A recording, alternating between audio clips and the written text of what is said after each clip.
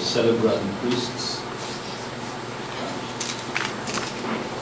Mamaya ay ihatid na natin sa huling hantungan ang mga labi ng aking nanay, Dolores Solis Golez, mabuting anak ni na Jose at Dolores Solis ng Loob Romblon at Taal, Batangas. Mapagmahal na asawa ng nasirang Salvador C. Golez ng Dumangas, Iloilo. Mapag-arugang nanay ni na Roilo, Henrietta, Abilita, Ferdinand, Bong, at iba mga miyembro ng pamilya. A good daughter, good wife, mother, grandmother, great-grandmother, a teacher, an office mate, a friend, a neighbor, counselor,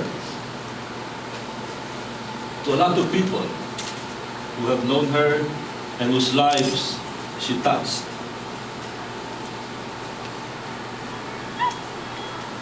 A great woman of character, beauty, charm, intelligence, compassion, and most of all, unconditional love.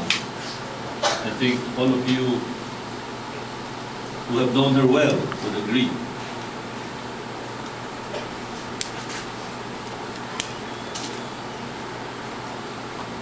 Kami po'y nagpapasalamat sa lahat ng mga tao na nagmalasakit. I'd like to thank everybody who during her time of sickness and pain joined our prayers for her recovery, even if this did not happen, who visited her, to comfort her. Malaking bagay para sa kanya ho ito. I also would like to thank all those who made possible the physical arrangements for all of this in order to celebrate her passing. My colleagues, for example, in the House of Representatives, staff, Congressional District Office, Philippine Navy, relatives, friends, everybody who made all of this possible. We'd like to thank you.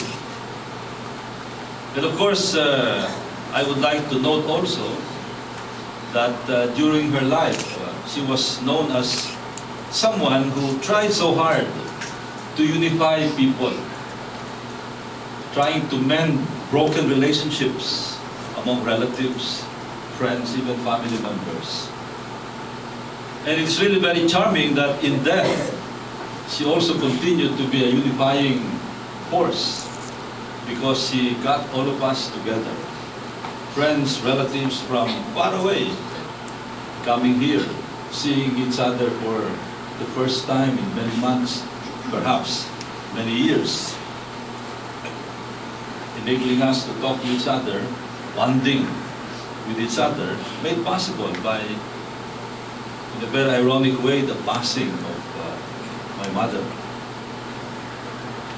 I also would like to note the other members of the family, the immediate family. Of course, Henrietta, the eldest in the family, already passed 4 or 5 years ago, and represented today by their children.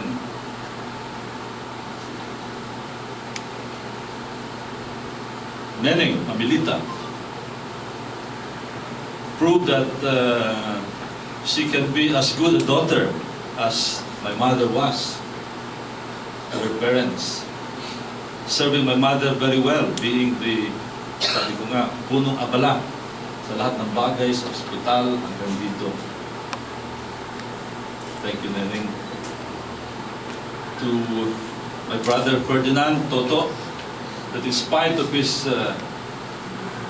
heavy responsibilities as an official in the government, he was able to go out of his way to continue to be a good son, serving the mother. To Bong, who traveled all the way from the United States to be at the bedside most of the time of my mother during her time of illness.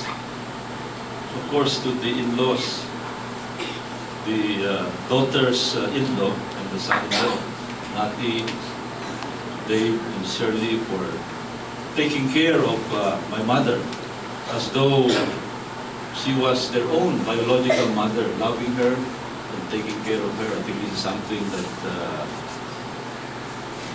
really touched her and strengthened her during the trying moments of her illness. Of course, the grandchildren who show their love, some of them even remaining at her bedside most of the time to take care of her.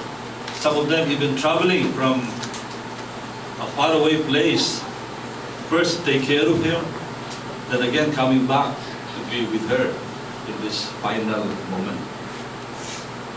I think all of you will be blessed because of the way that you took care of Mama Loling.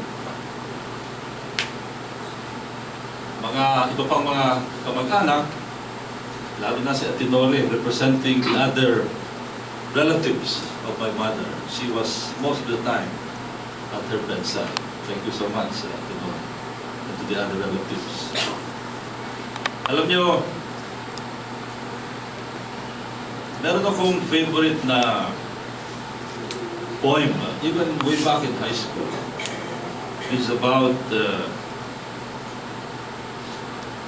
it's a poem by Robert Frost, no? Sabi sa poem na ito, the woods are lovely, dark and deep, but I have promises to keep and miles to go before I sleep, and miles to go before I sleep. I would recite this during times when I would get tired and would like to go home, but I would say, and miles to go before I sleep, and miles to go before I sleep. And I think my mother, I'm not very sure, but my mother followed the principle of that poem because she was always restless, always attending to something, parang hindi napapagod, maraming asikaso. But of course, I think now, she has already fulfilled her promise to her family, to her fellow men, to her relatives, to her God. And now she has no more miles to go. She's already sleeping.